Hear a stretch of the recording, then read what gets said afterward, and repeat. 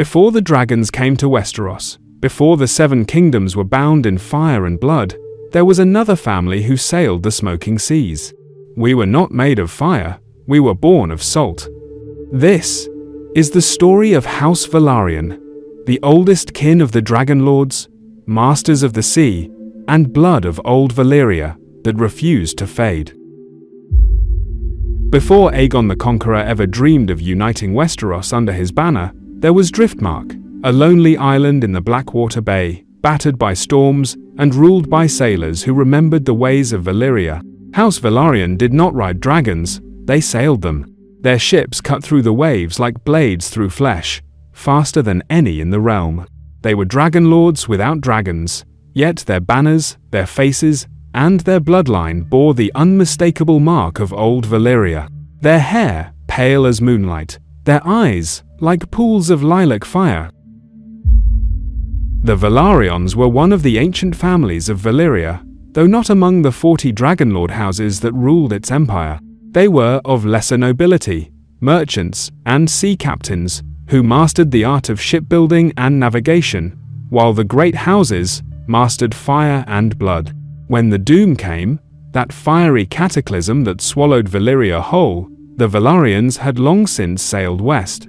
They had settled on the island called Driftmark, between Dragonstone and the Blackwater, and it was said they left Valyria not out of fear, but out of foresight. Some whisper they saw the doom coming, others say they fled the arrogance of their kin.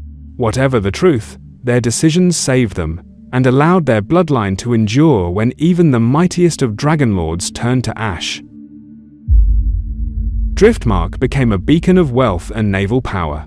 The Velaryons built high tide, their grand castle overlooking the narrow sea. It was filled with treasures from distant lands, Myrish tapestries, Volantine marble, Lysine glass. Their fleet, known as the Velaryon Navy, was unmatched. While the dragons ruled the skies, the Velaryons ruled the waters. They ferried Aegon the Conqueror and his sisters to Westeros. They carried soldiers, gold, and messages across the realm. Without the ships of House Velaryon, Aegon's conquest might never have been won. In the histories, Orys Baratheon and Torrhen Stark may be remembered as kings and generals, but it was the sails of Velaryon ships that carried the dragon's will to every shore. During the early Targaryen reign, House Velaryon became one of the crown's closest allies. Corlys Velaryon, the sea snake, became the most famous mariner in the world. He sailed further than any man before him, from the shadowed lands of Ashai to the smoking ruins of Valyria itself.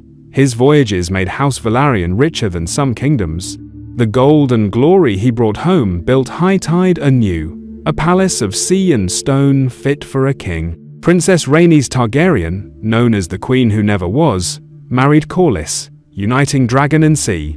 Their descendants would play a central role in the Targaryen dynasty, particularly during the Dance of the Dragons, when their house was torn between loyalty and vengeance.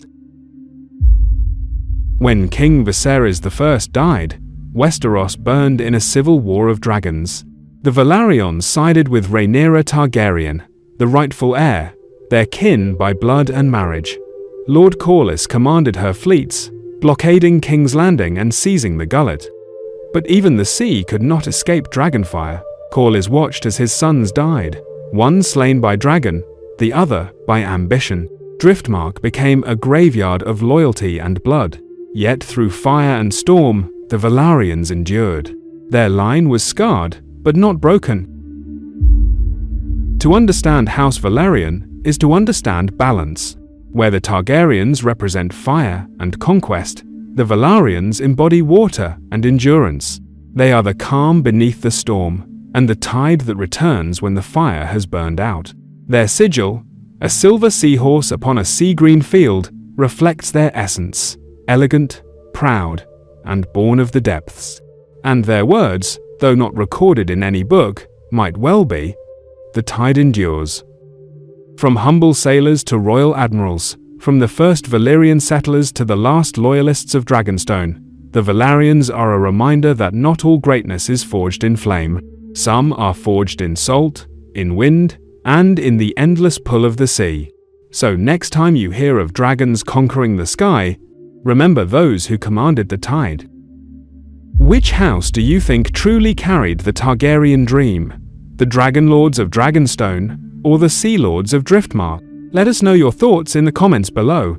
And if you enjoyed this dive into the origins of House Velaryon, don't forget to like, subscribe, and share.